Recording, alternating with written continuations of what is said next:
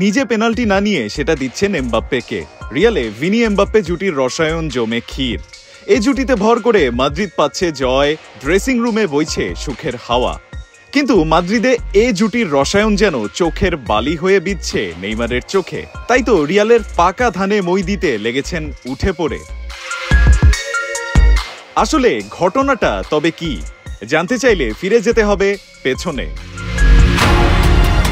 সালটা তখন 2017। পিএসজিতে একসাথে খেলেন নেইমার এমবাপ্পে জুটি।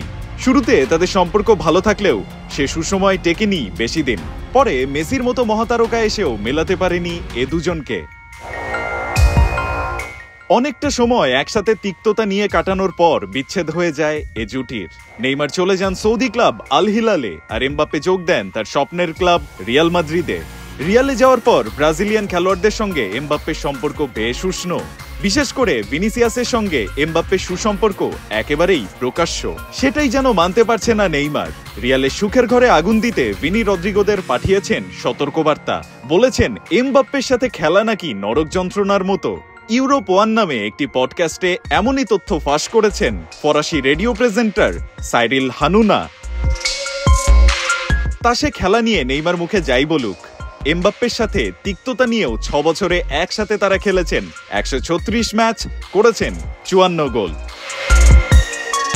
তবে কি নেইমারের এই সতর্কবার্তা ফাটল ধরাবে ভিনি এমবাপ্পে জুটির?